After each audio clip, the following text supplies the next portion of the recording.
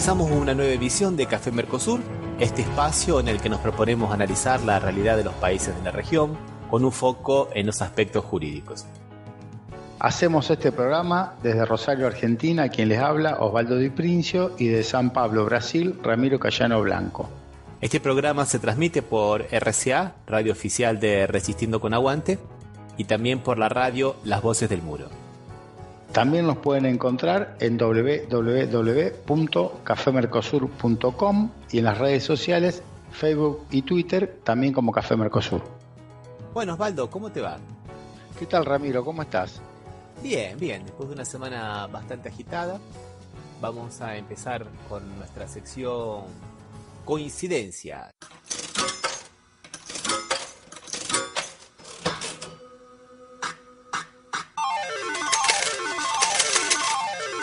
Bueno, tenemos coincidencia de Argentina y de Brasil, Osvaldo.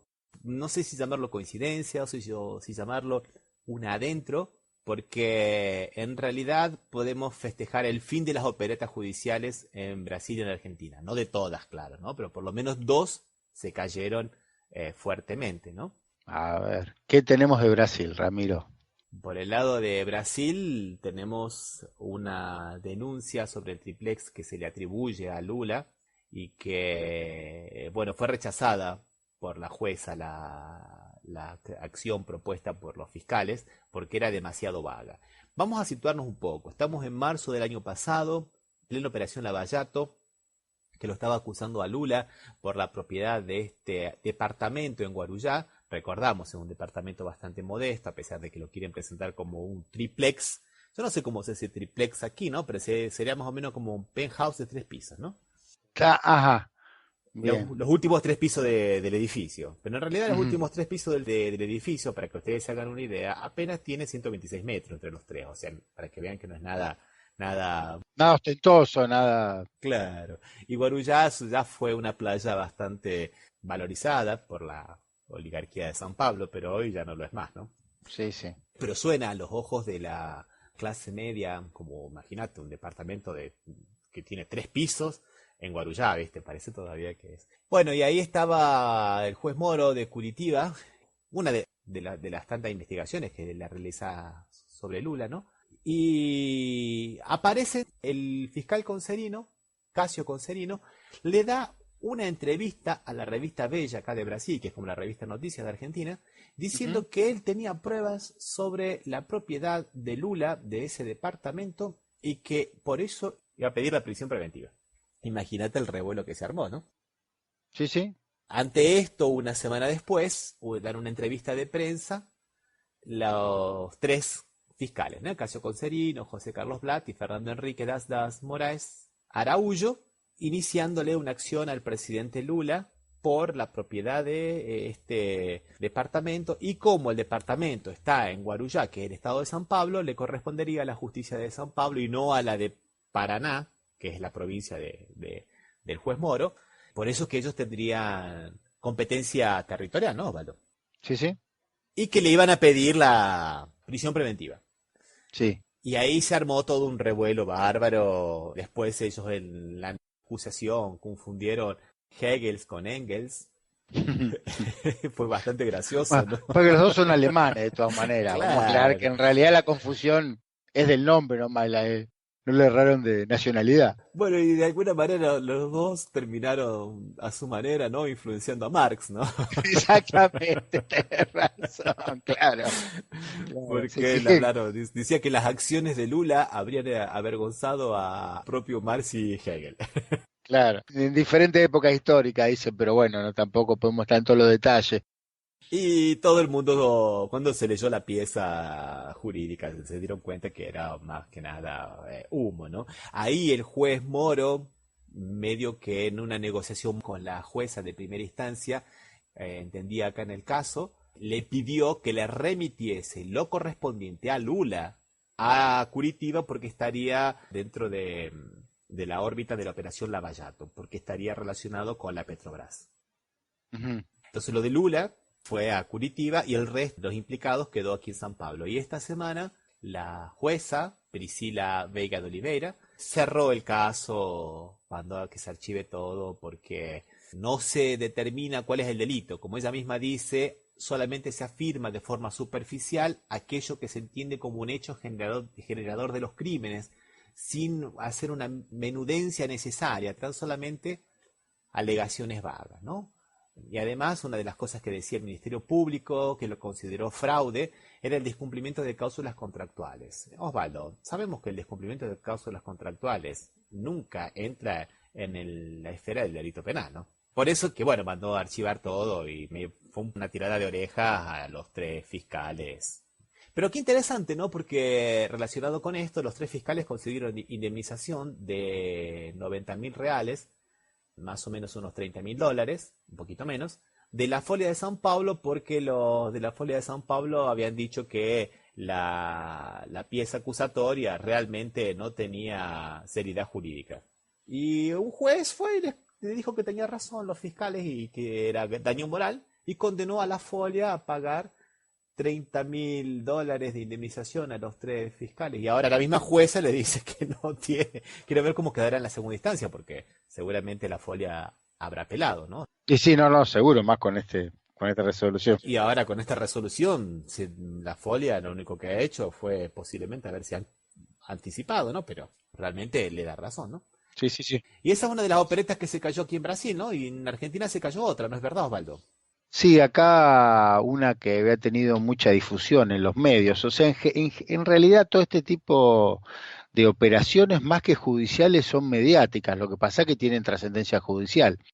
Es cuando decían en un programa de televisión, habían aparecido 2 testigos, Gabriel Corizo y Carlos Escocino, que habían dicho que cuando la presidenta Cristina Fernández de Kirchner estaba justamente ejerciendo la presidencia, el juez Casanelo la había visitado en casa de gobierno.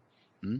Y los únicos que había que indicaban esto, estos eran 2 personajes, Gabriel Corizo y Carlos Escocino. Que bueno, se siguió, fue todo un boom, porque entonces decían que en realidad eso era no más que la presión que ejercía el gobierno sobre los jueces, que Casanelo no era confiable, toda una serie de interpretaciones. Hasta que hace unos días el juez federal Luis Rodríguez lo procesa a los 2 únicos testigos por falso testimonio, ya que en la investigación no encontró ninguna prueba, porque se revisaron las cámaras de Casa de Gobierno. ¿Te imaginas, Ramiro, que cuando entra alguien a Casa de Gobierno, a la residencia presidencial, o sea, hay cámaras que lo toman y todo eso? No es una cuestión que dice, pará, entro yo, pasa por enfrente, toco timbre y entra. Bueno, este juez federal los termina procesando porque de las cámaras no solo no hay prueba de que haya entrado Casanelo, sino que ni siquiera hay prueba que Gabriel Corizo y Carlos Escocino alguna vez hubiesen estado en casa de gobierno. O sea, realmente una verdadera opereta, pero esa opereta de alguna manera sirvió para que los hijos de Lázaro Báez recusaran a Casanelo, ¿no?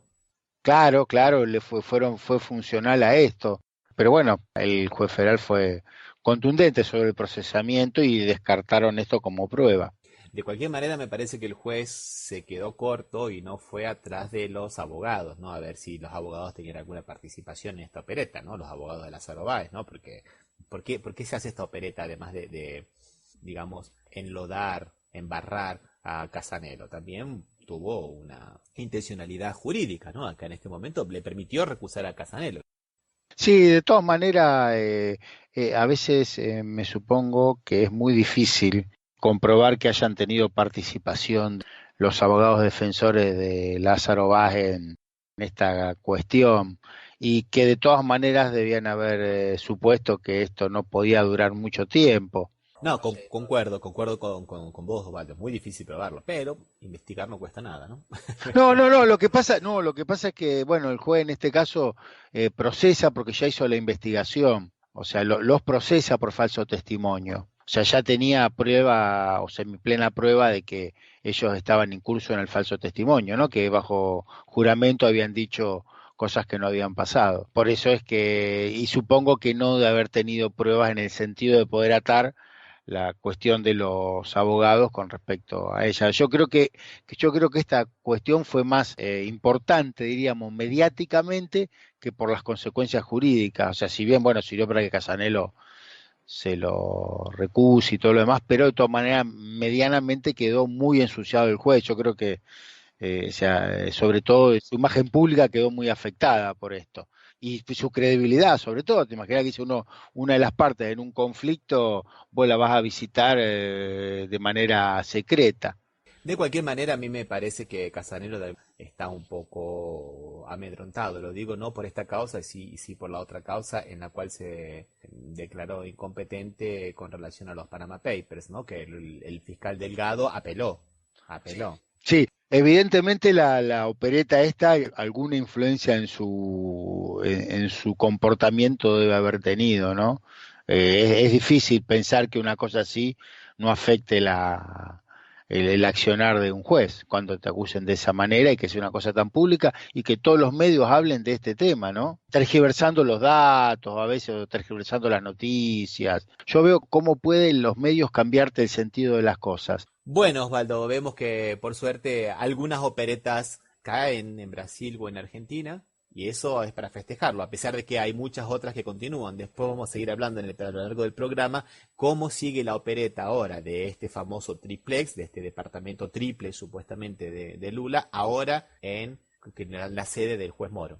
Bueno, sí, sí, seguramente en el transcurso de los programas que hagamos este año va a seguir apareciendo este tipo de operetas que muchas son operaciones de servicio, ¿no? Sí, sí, sí, sí, sí. Vamos a escuchar un tema musical, Osvaldo, ahora. Dale, Te propongo que lo escuchemos a Caramelo Santo, tema Luna Loca. ¿Bien? a ver, vamos a escuchar a Caramelo Santo.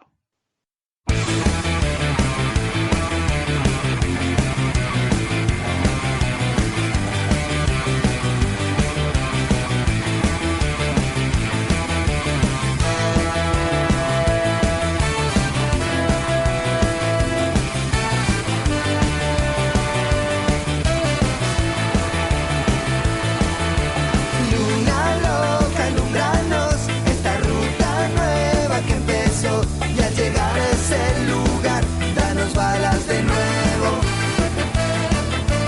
Luna loca, embriaganos el camino amigo que empezó y al llegar a ese lugar, danos balas de nuevo.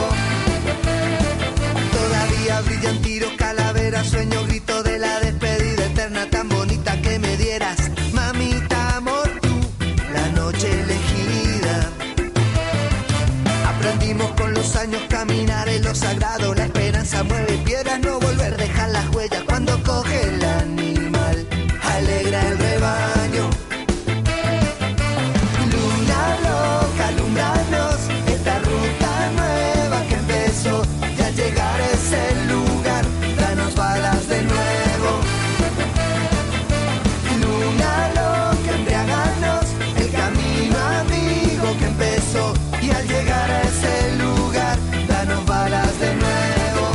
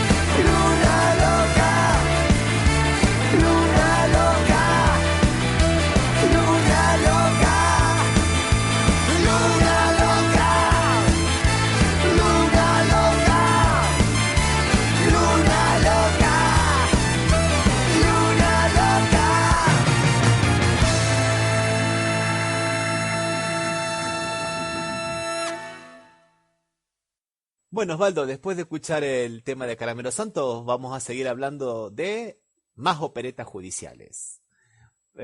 Algunas no se cayeron, algunas siguen en pie, otras se cayeron. Vamos a seguir hablando de Brasil. ¿Qué te parece, Osvaldo? Sí, a ver qué tenés de Brasil. Seguimos con el triplex de Lula, seguimos con este apartamento triple que supuestamente es de Lula.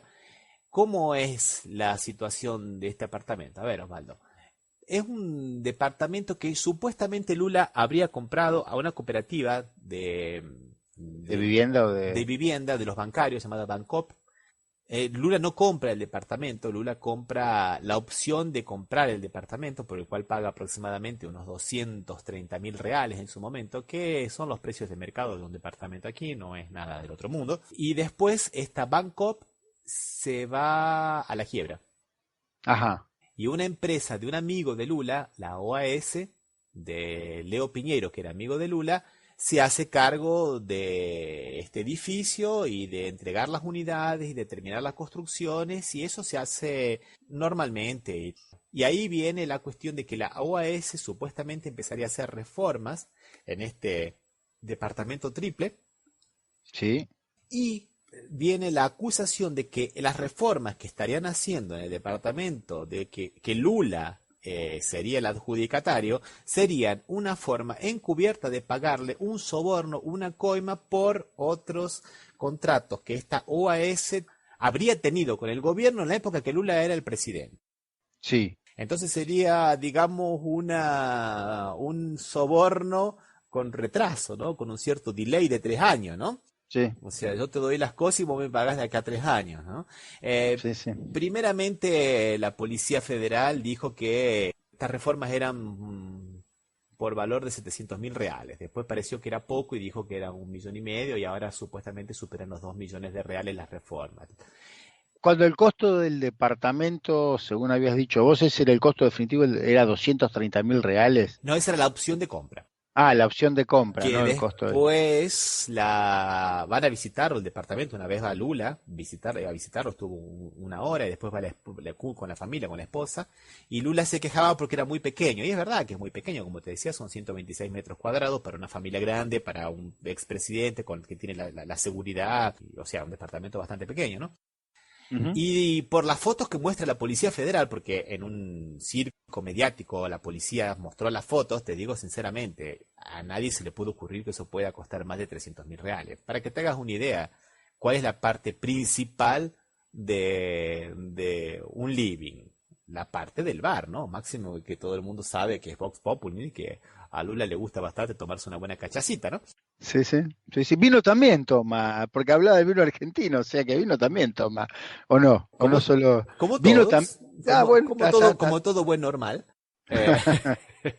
Eh, y te digo, el bar es no es ni mármol, es granito de pésima calidad, y el bar no tiene más de 1,5 metros.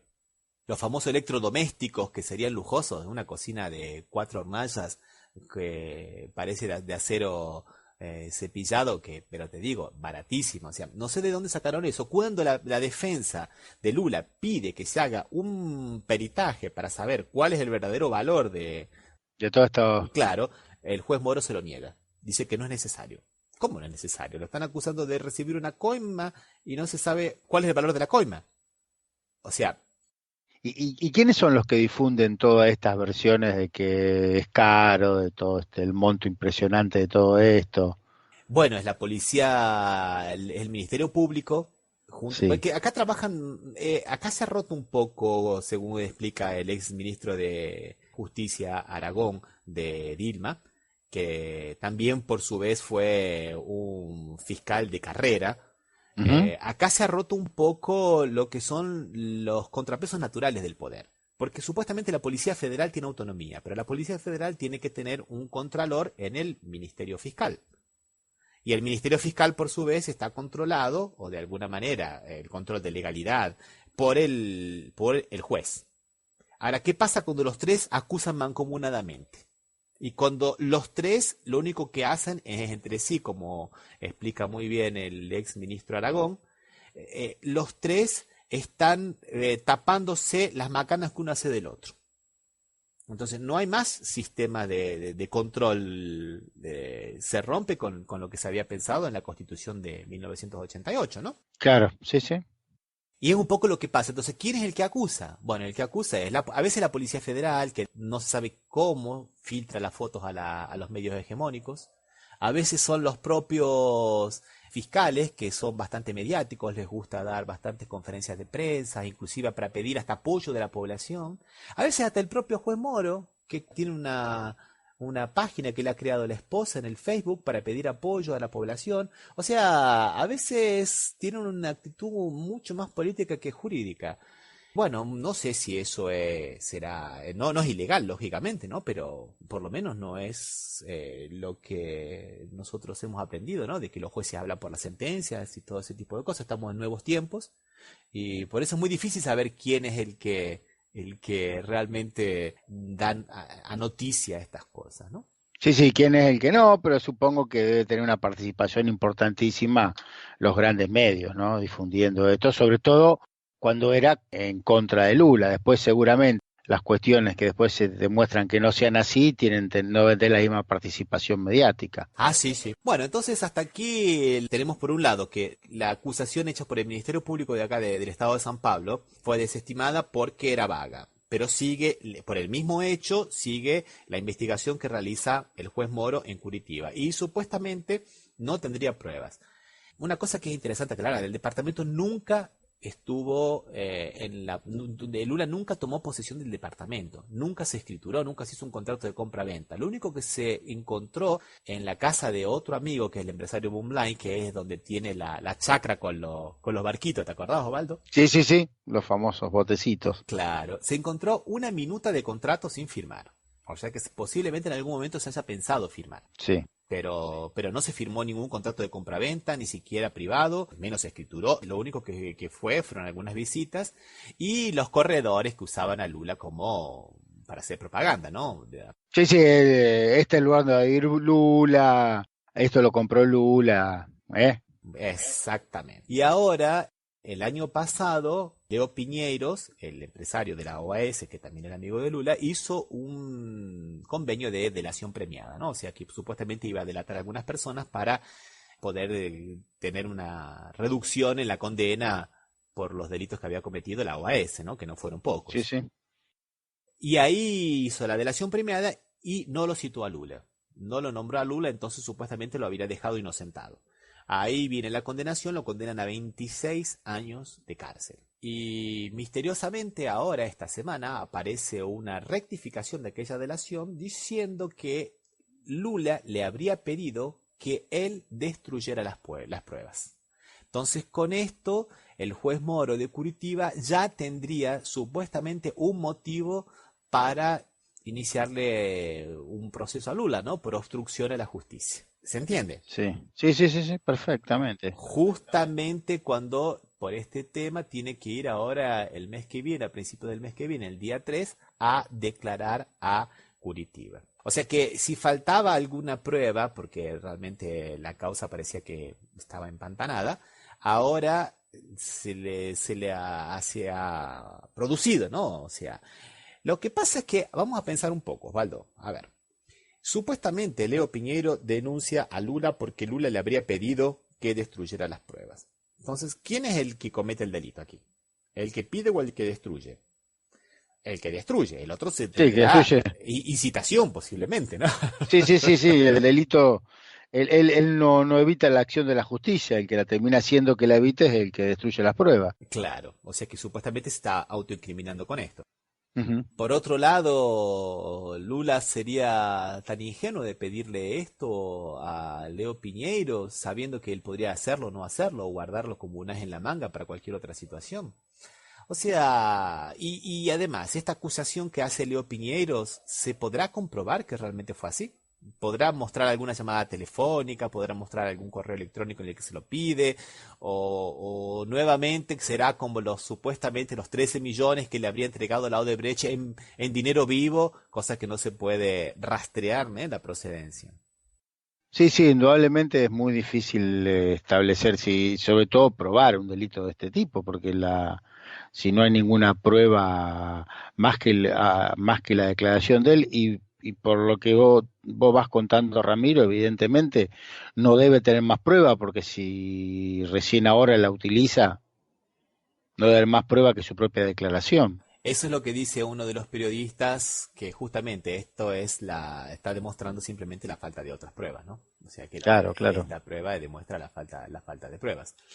Pero bueno, la idea es mantener en los medios que Lula habría tenido participación en este triplex, ¿no? Sí, buscando la condena mediática y no la condena efectiva de la justicia. Una cosa que todo el mundo especula es que a Lula no lo van a llevar preso porque lo convertirían en un mártir. Nuevamente en esta semana salió otro sondeo de opinión, otra encuesta en la cual Lula cada vez tiene más popularidad, Temer tiene cada vez menos popularidad, 78% de la población quiere el impeachment de Temer y 90% quiere elecciones directas ahora. Sí, sí. O sea que la situación está bastante compleja, a pesar de todo el dinero que está gastando el gobierno para poder mantenerse en el poder, gastando dinero en la pauta publicitaria a todos los medios, está distribuyendo dinero como nunca y aún así no consigue levantar los índices de popularidad y bueno. Ahora que justamente, Ramiro, vos trajiste a colación el tema este de la popularidad de Temer, etcétera, te quería hacer una pregunta porque acá, en las últimas versiones que hubo esta semana o fin de la semana pasada, era que en Brasil estaba mejorando la economía y que había crecido después de no sé cuántos años. ¿Esto es así o es una interpretación que se hace de algunos números? Lo has dicho con todas las letras, Osvaldo. Es la interpretación que se hace de algunos números. Y en realidad también se hace la misma manipulación que se hace en Argentina. Inclusive en uno de los periódicos opositores aquí, que podríamos decir los que no son petistas, dicen que Ujú. lo que se le criticaba a la Cristina Kirchner de hacer el maquillaje de los números es lo que está haciendo ahora el gobierno actual. De Temer. Si ya habla mal de Cristina, sabemos que no va a hablar bien del PT. No, no, seguro. O sea, porque se están tomando los valores, por ejemplo, no se toman año a año, se toman como en relación al mes anterior y se dejan de lado cuestiones estacionarias. Por ejemplo, siempre sabemos que, por ejemplo, el mes de marzo es mejor que el mes de febrero. El mes de febrero aquí en Brasil es un mes bastante duro porque, Está el carnaval. bueno, el carnaval, las vacaciones que pasaron en enero, los impuestos, viene el impuesto inmobiliario, viene el impuesto a los automotores y hay que prepararse para la escuela de los chicos. O sea que el mes de febrero suele ser terrible y el mes de marzo normalmente uno tiene un cierto respiro. Entonces si comparamos siempre, Mes contra históricamente, mes va a ser, claro. claro, exactamente. Casi evidentemente los datos que se daban eran sobre marzo, por eso te preguntaba, porque me extrañaba que vos decías que la imagen del gobierno sigue cayendo, sigue muy mala, y acá o estaban vendiendo que realmente estaba saliendo de la situación de la crisis económica que estaba viviendo Brasil. Bueno, eso es interesante para hablar un poco del papel de los medios de comunicación hegemónicos, Osvaldo. Aquí, durante el gobierno de Cristina Kirchner, solo salían noticias de Argentina cuando eran cosas negativas, nunca cuando era alguna cosa positiva. Y aun cuando era positiva, salía tergiversada.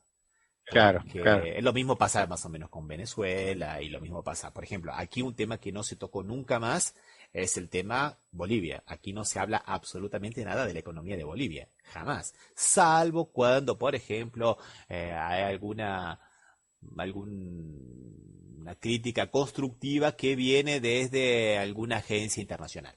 Ahí Bueno, no tiene más remedio que replicarla, ¿no? nosotros estamos emparentados en eso porque de Bolivia, eso que tenemos frontera, que es proveedor de gas importante de Argentina, no se dice nada, nada de nada. No hay noticias sobre Bolivia. Bueno, Osvaldo, ¿qué te parece si antes de seguir hablando de las operetas mediático-jurídicas, escuchamos una canción?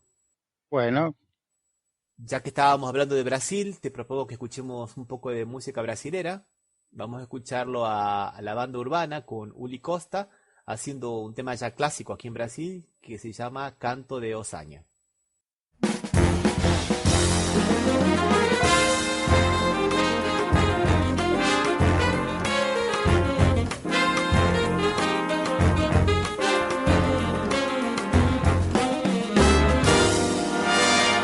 O homem que diz vou não dá, porque quem dá mesmo não diz. Homem que diz vou não vai, porque quando foi já não quis.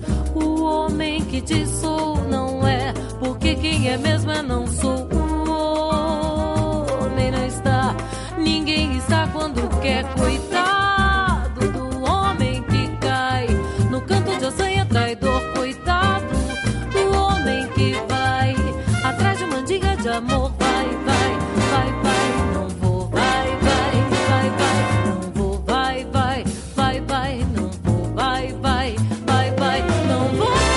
Que eu não sou ninguém de ir em conversa de esquecer a tristeza de um amor que passou. Não, se for pra ver uma estrela aparecer amanhã de um novo amor.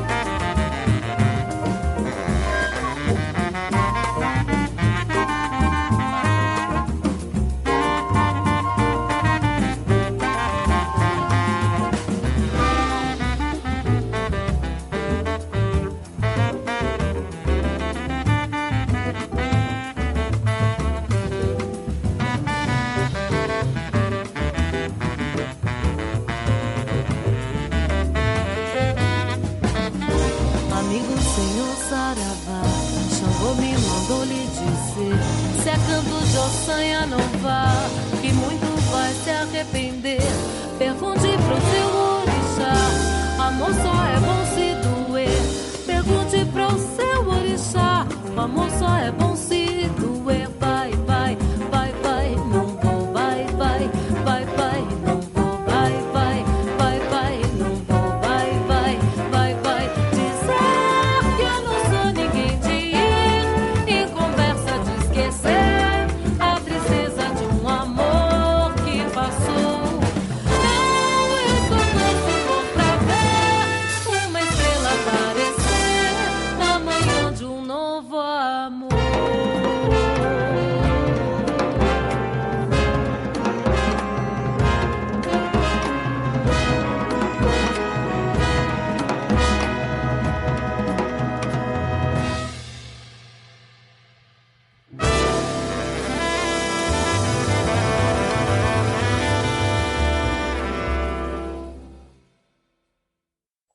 Bueno, Osvaldo, y siguiendo con las operetas mediático-jurídicas, se cayó otra en Argentina, ¿no es verdad? Sí, sí, relacionada con, en este caso, con Milagro Sala, la líder de la Tupac Amaru, sobre la aparición de un auto BMW coupé color gris. Parece que un poco es la intención o la intencionalidad siempre está relacionada con los autos de alta gama para Milagro Sala, ¿no? Y esta idea que más o menos como se pensaba acá con el caso de Lula, ¿no? De un departamento en Guarujá, triple, ¿no? De 3 pisos, un triplex, ¿no? Que es una cosa de lujo, también y relacionarlo a Milagro Sala con un BMW, que digamos es el sueño de toda la clase media, ¿no? O sea, ¿cómo puede ser que alguien popular como Lula tenga un departamento de 3 pisos en Guarujá y alguien también popular como Milagro Sala tenga un BMW, ¿no? No me ve. Sí, sí, sí, siempre ¿Qué te parece? apuntan a eso. A ver, Eso, siempre apuntan a eso, siempre apuntan a eso. ¿Qué te parece, Osvaldo, si nosotros escuchamos ahora cómo presentaba Radio Mitre esta noticia? a ver cómo es cómo es la operación que que preparó Radio Mitre.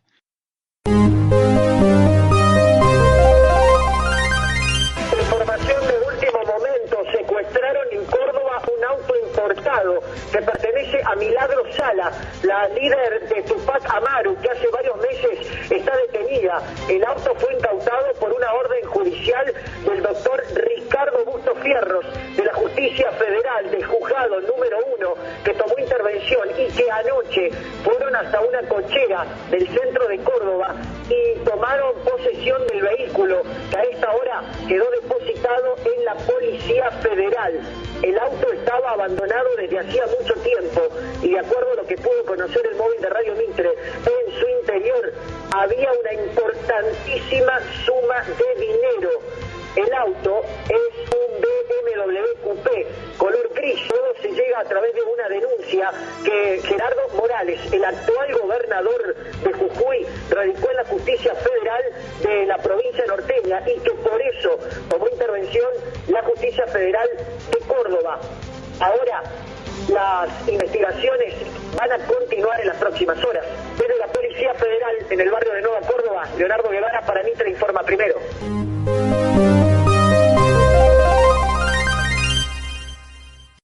Qué noticia, ¿no, Osvaldo? Qué tono melodramático, ¿no? No solo el tono y aparte la aseveración, sin ningún tipo, solamente la única prueba que aparentemente tenían era una denuncia que había hecho Morales, y con eso ya decían que el auto pertenece, dos hechos trascendentes: el auto pertenece a Milagro Sala y el auto estaba abandonado con una suma importante de dinero dentro. Importantísima. Sí, sí, importantísima, sí, sí, más grande todavía, qué sé yo cuánto sería. Sí, Así sí, que sí. eso es lo que dicen los amigos de Radio Mitre sobre este tema, los que decían.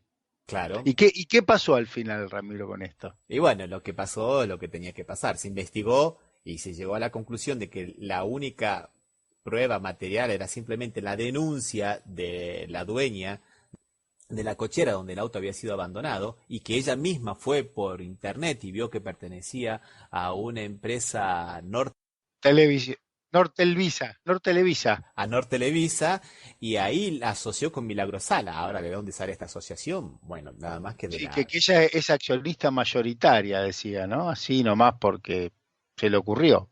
Claro, y ahí el juez Fierro le metió fierro, ¿no? Ya le Sí. metimos para adelante y empezó a hacer diligencias procesales por su cuenta, sin exhorto, sin pedido de la justicia, con una simple comunicación telefónica que le dijeron, sí, estamos interesados con que investigue, eso es suficiente, ¿no? Como si fuera tan informal hacer un pedido entre justicias que dependen de esferas totalmente diferentes, ¿no? Porque estamos en las esferas provinciales, ¿no es verdad, Osvaldo?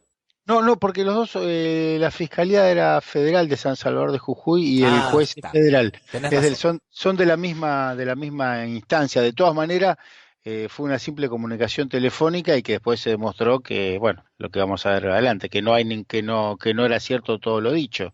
Ujú, exactamente. Y que bueno, que no era el dueño y que la composición societaria de la empresa titular del vehículo. No incluía Milagro Sala y que quizá lo más importante, que esa suma importantísima de dinero no apareció nunca porque no estaba dentro del auto. Exactamente. y que no constituye un delito, lo que puede haber sido simplemente lo que hizo esta señora Álvarez, que era la dueña de la cochera, era simplemente el anoticiar un hecho sospechoso, pero nunca de ahí decir que era un delito y ni envolver a la nombre de Gerardo Morales, del gobernador, y tampoco nunca dar los hechos por ciertos, ¿no? Sí, sí, sí, sí, sí. Al juez, inclusive el juez de Córdoba, el juez Lozada, de Córdoba, que dejó sin efecto esta opereta, dijo que el juez Fierro se atribuyó una competencia que no le corresponde, dispuso de medidas que no le competen y, como habíamos dicho antes, ¿no?, sin que existiera un exhorto del tribunal jujeño requiriéndole la cooperación judicial, ¿no? Sí, sí, no, realmente, pero es consecuencia de todas estas óperas armadas de manera mediática que si uno lo escucha al periodista de Radio Mitre, está pensando casi que rememora la Guerra de los Mundos, el programa de Coso, que uno escucha, uy, mirá lo que pasó, no, pasó solamente en la radio, no pasó en otro lado. Y ni siquiera el fiscal general pidió que se procese, ¿no? El fiscal general pidió el archivo de todas las acusaciones. Sí, sí, pidió o sea, esto, como bien decís vos, Osvaldo, no pasa de una mera operación mediática que deja en la gente nada más la idea de que Milagro Sala tiene un BMW y tenía un Mini Cooper y tenía no sé qué tipo de autos más, ¿no? Todos de alta gama, o sea, que dejar eso en la gente, esa sensación que después cuando dicen la procesaron, y claro, ¿cómo lo van a procesar si con los autos que tenía? ¿De dónde va a sacar la plata? Y un poco tiene que ver esto, Osvaldo, con la próxima operación de la que vamos a hablar, ¿no? Que no es una operación, es una investigación del portal de noticias La García, que deja al descubierto cómo opera el gobierno de Morales, específicamente como el secretario de Comunicación de Jujuy, Raúl García Goyena, se refiere a los medios que son favorables al gobierno de Jujuy o no son favorables al gobierno de Jujuy con relación a este tema que, como bien le dice la periodista aquí, como veremos más adelante, para el gobierno de Jujuy es muy sensible, que es el tema de Milagro Sala, cómo ellos operan con la caja del dinero público y cómo a los medios que hablan de Milagro Salas no les entregan dinero y cómo operan con este dinero, ¿no? Es verdad, la verdad es eso. A ver, tenemos el audio, Ramiro, de... Vamos a poner el audio de La García, específicamente, no lo hemos tocado para dejarlo tal cual es, y vamos a ver cómo opera este señor. Yo puedo entender que cualquier periodista puede tener una posición, lo que sea, puede pensar, este gobierno anda bien, anda mal, el Ministerio de Salud anda bien, anda mal. Ahora, lo que no puedo entender es cómo agarran sistemáticamente, y con el tema de la Milagro Sala, pará la mano, estamos hablando de una ladrona que está presa por sinvergüenza, y nos pegan, y debe ser porque es amigo de no sabe el nombre del diputado Esquivel, o por lo que puede, pero no nos pueden, por algo que cualquier ciudadano sabe que tenemos razón. Es una ladrona que nos ha robado y se ha choreado la casa de la plata de 1.700. Sí, el tema es que nadie dice lo contrario sobre Milagro Sala. Eso nosotros no podemos hacernos cargo de lo que fue. Ahora, que planteen de la forma que han planteado todo el tema de la Tupac, deformando la realidad, es una intencionalidad. No es un tema de... La verdad es que nosotros siempre hemos tenido, sinceramente, en ese sentido, una línea. O sea, no podíamos hablar de Milagro Sala, y yo te lo digo honestamente. Incluso nos llaman medios de otras provincias para hablar de Milagro Sala, no hablamos. Uno respeta la directiva de la radio, una cuestión de código, pero bueno, la verdad es que jamás ha sido influencia en contra de Gerardo Morales. Es más, yo creo que esto le debe algunos favores a Gerardo Morales. Y pensar que porque se habló de Milagro Sala se está en contra del gobierno, me parece están muy vulnerables, muy sensibles, y Milagro Sala es una mala palabra, y nosotros como periodistas no nos podemos hacer cargo de ese problema. O sea, me sorprende absolutamente, porque ustedes han sido los principales defensores de la libertad de expresión, con el doctor Pablo Vázquez, siempre fue para difundir las actividades del gobierno. siempre fue para eso. Sperner jamás, yo sé que no he sido amiga de Sperner, lo digo, no he sido amiga de Sperner, en el último periodo yo no estaba bien ni con Berrosa ni con ninguno, y sin embargo, jamás, digo jamás y hemos hablado, y hemos dicho muchas cosas que no hemos dicho de este gobierno, y sin embargo no hemos tenido este problema. Bueno, expresiones bastante fuertes la del secretario de Comunicación Goyena, ¿no? A Genefes lo quiero de rodillas, ¿no?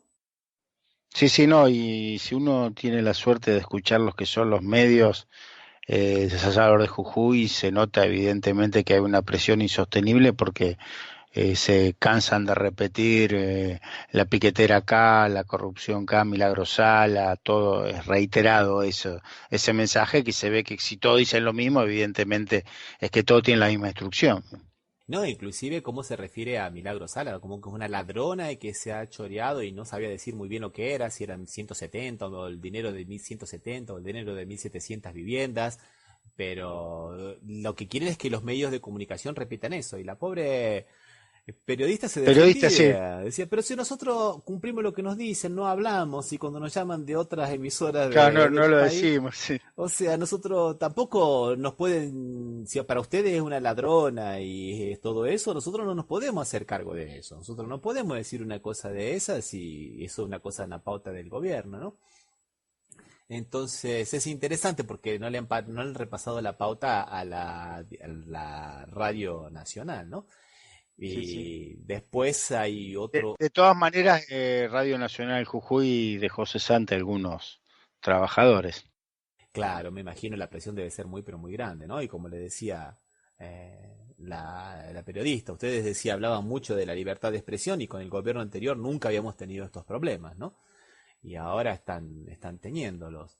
¿Qué te parece si escuchamos el segundo audio que nos trae el sitio de La García? Y después continuamos charlando sobre esto. ¿Qué te parece? A ver, dale, ahí lo escuchamos. Son lecturas de criterio distintas. Ustedes están el año pasado, muchos años tuvo otro gobierno y como nunca se han sentido alterados por ciertos comentarios, como que uno tiene ¿Qué cosa que nosotros nos altera? Nos altera cuando hay... que básicamente nos alteran dos cosas. Sí. A nadie le gusta que tengan esa boca, sí. Pero nos bancamos todos. Nos altera cuando hay cosas personales y no de gestión. A ver. No sé qué es, no sé. Eso nos altera mucho. Y nos está pasando con otros, ni siquiera en medio, con Pasquín, pero está incluso faltando el respeto a una ministra nuestra o cosas hasta de su propia conducta, que además de ser mentira la descalifican. Eso sí nos altera. O cuando te agarran con un punto te trasladan, entonces voy a explicar. A ver, te doy un ejemplo con otro medio. Hoy Canal 7, o no, ¿cómo se llama? Somos Jujuy y eso, saca esto, chicos sin desayuno por falta de pago. Yo lo estoy hablando, no puedo entrar ni lo de Pablo Genete ni lo de Bonica. A ver si tendría que hacerlo más tarde. Esto lo están sacando como no estamos parados. Porque yo decidí el mes de diciembre, lo estoy haciendo, se arrodillen, digamos, me tengo que ganar tiempo, ¿no? Porque yo decidí el mes de diciembre, lo estoy haciendo, se arrodillen. Ahora, ellos tienen todo el derecho de criticarlo por lo que sea, ¿no? Pero no así. Bueno, Ramiro, terminamos de escuchar el audio de García Goyena, la García, y realmente nos gustaría aclarar que la calidad no es buena en la grabación, que es una grabación casi pirata, diríamos, que hicieron ellos, que no podían hacer pública, entonces por eso tiene esa calidad. Sin embargo, pone un poco blanco sobre negro como es el tema de la prensa en la provincia de Jujuy, cómo reciben el distrato por parte del gobierno, ¿no? Es interesante, a pesar de la calidad del audio, rescatar algunas palabras de García Goyena que de alguna manera exprimen la filosofía que tienen con relación a lo que es la pauta oficial, ¿no? Cuando dice que la pauta oficial siempre fue para difundir las actividades del gobierno. No, no es para difundir las actividades del gobierno, son para difundir las obras del gobierno, ¿no? Sí, las obras del Estado, no del Las obras gobierno, claro, y las obras del del Estado. Estado, porque la radio es del Estado, no es del gobierno. Algunos medios son del Estado y no del gobierno. Pero tiene una confusión para ellos medio que es toda una sola cosa, ¿no? Para el gobierno de Morales. Confunden Estado con gobierno constantemente. Inclusive cuando lo dice más adelante, ¿no? Nosotros queremos una actitud más leal de Techie y de la gente que maneja la radio universidad, o sea, más leales que digan lo que nosotros queremos que digan, ¿no? Sí, sí, sí. Inclusive cuando se refiere a que Radio Nacional está hablando un poco de Milagro Sala, lo dice claramente, eso lo están sacando porque no les hemos pagado, porque yo decidí en el mes de diciembre, lo estoy haciendo que se arrodillen, quieren 1 millón de mangos y no se los pago. O sea, esto es terrible, esto es terrible. No, sí, sí, realmente de país bananero, ¿no? Hay situaciones que son realmente muy terribles. Si estas palabras hubieran sido proferidas por el secretario de comunicación de alguna municipalidad del gobierno chavista de Venezuela, pero estaría en todos los periódicos del mundo, ¿no? Hablando de lo Sí, que... Pero bueno, acá es la República de Jujuy, de ¿no? Morales, la República de Morales. No, porque es en realidad el imperio de Morales, es emperador, no es república. Es verdad, Osvaldo, es verdad. Bueno, vamos a seguir hablando de las operetas. La próxima va a ser una opereta de aquí de Brasil. Por eso te propongo que hagamos una pequeña pausa musical, escuchemos un poco de música en portugués. Vamos a escuchar a la banda Niñún de Nós, Ninguno de Nosotros, y un tema que se llama El astronauta de mármol. ¿Bien? Dale, vamos.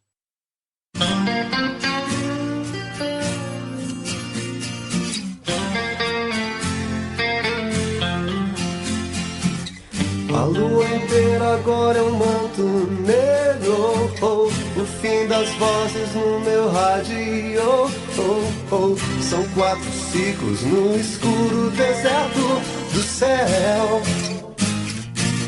Quero um machado pra quebrar o gelo, oh. Quero acordar do sonho agora mesmo, oh. Quero uma chance de tentar viver sem dor. Sempre estar lá e ver ele voltar. Não era mais o mesmo, mas estava em seu lugar. Sempre estar lá e ver ele voltar. O tolo tem a noite, como a noite vai temer o fogo. Vou chorar sem medo, vou lembrar do tempo de onde eu via o mundo azul.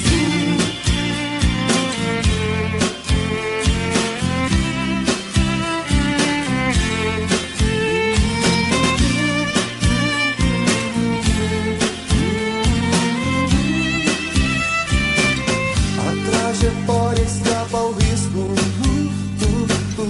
as nuvens queimam céu, nariz azul, desconto estranho, eu voltei mais puro do céu. A lua ao lado escuro é sempre igual, no espaço a solidão é tão normal, desconto estranho, eu voltei mais puro do céu. Sempre estar lá e ver ele voltar. Não era mais o mesmo, mas estava em seu lugar. Sempre estar lá e ver ele voltar. O tolo teme a noite, como a noite vai temer o fogo. Vou chorar sem medo, vou lembrar do tempo de onde eu via o mundo azul. Estar lá e ver ele voltar. Não era mais mesmo, mas estava em seu lugar. Sempre estar lá e ver ele voltar. O tolo teme a noite,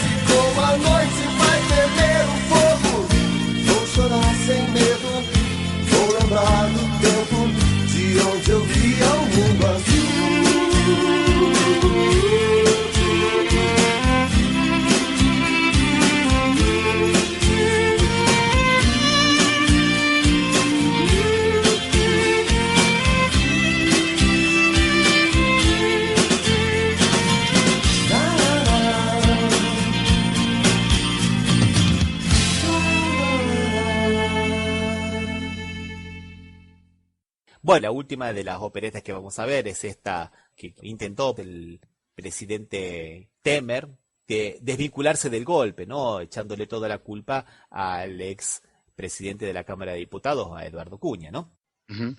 ¿Te acordás que hace un año atrás nosotros habíamos comentado, Osvaldo, específicamente el 22 de febrero, que Cunha estaba tomando esta actitud de recibir el pedido de impeachment, el pedido de juicio político, porque el Partido de los Trabajadores iba a votar en contra de Cunha en la apertura para que se abriera el juicio de ética, ¿no? De ética. Sí, de ética. Claro, con lo cual Cunha podía ser destituido. Entonces, como el Partido de los Trabajadores habría tomado esta actitud, en retaliación, Cunha habría aceptado el pedido de impeachment. Es lo que ahora, el domingo pasado, dijo Temer en el canal de televisión, en la red Bandeirantes, lavándose las manos. No, hay un problema entre el PT y Cunha, porque el PT le había dicho a Cunha que no iba a darle los votos necesarios para que se abriera el proceso por motivos de ética, y como el PT no cumplió, entonces Cunha decidió iniciar el impeachment contra Dilma Rousseff, cuando me había dicho un día antes a mí que no lo iba a hacer. Y yo inclusive se lo habría dicho a la presidenta Dilma Rousseff, pero yo no tengo nada que ver. Bueno, 2 días después, desde la cárcel... Cunha no pensó lo mismo, dijo todo lo contrario, que Temer había tenido más participación que de no saber nada. Inclusive como Temer también es un abogado y profesor constitucionalista que tiene libros de derecho constitucional, Eduardo Cunha le habría entregado 3 días antes el pedido de impeachment para que Temer le diera el visto bueno, y Temer le dijo que sí. O sea que en realidad fue una articulación del partido PMDB para quedarse con el poder y dejar al PT fuera del gobierno, como de hecho ocurrió, ¿no? Tanto es así que apenas se inicia el proceso de impeachment, ¿te acordás que duró 180 días? Sí. Asume Temer de forma provisoria, pero haciendo actos de gobierno como de un presidente totalmente legítimo, cambiando absolutamente todos los ministros, en el cual colocó varios ministros del partido opositor, ¿no? Del PSDB, Sí. inclusive algunos partidos que habían sido aliados al PT y que habían votado a favor del impeachment, pero bueno, un gobierno totalmente nuevo, como si fuera que hubiera recién salido de las elecciones. Sí, que como bien vos decís, Ramiro, que hubiese salido de las elecciones, cuando en realidad salió casi de un golpe palaciego. Exactamente, Osvaldo, lo vamos a ver en el próximo programa, un golpe palaciego. ¿Y por qué hace esta opereta mediática? Porque salió una grabación de uno de los ejecutivos de la Odebrecht diciendo que se había reunido con Michel Temer en el propio despacho de Michel Temer, en presencia de Cunha y de otro lobista, para acordar el pago de $40 millones, unos 126 millones de reales, para la campaña del PMDB. En ese momento Michel Temer era candidato a vicepresidente, para que pusiera todo el empeño necesario para modificar la postura del Partido de los Trabajadores, que estaba impidiendo algunos negocios de la Odebrecht dentro del gobierno. Principalmente la participación de la Odebrecht en la hidroeléctrica de Furnas. Y Temer habría dicho que se quedara tranquilo, que tanto el Cunha, nombrándolos a Cunha, como el otro lobista, conseguirían que Dilma Rousseff se sentase en la falda de Temer. Bese mi mano, alguna cosa por el estilo. Sí. O sea que ya estaban con la Odebrecht antes de las elecciones, confabulando en contra del gobierno del Partido de los Trabajadores. De hecho, cuando asume Dilma Rousseff, cambia la directora general de la Petrobras, la pone a Foster, que era una mujer de su confianza, y reduce en 43% uno de los contratos con la Odebrecht. Uh-huh. Entonces, también digamos que la Odebrecht fue una de las causas que hicieron que Dilma Rousseff sufriera el proceso de impeachment, ¿no? Sí, seguro. Sí. Así que, bueno, basta de operetas por hoy, ¿no, Osvaldo? Sí, ya tenemos bastantes operetas jurídicas.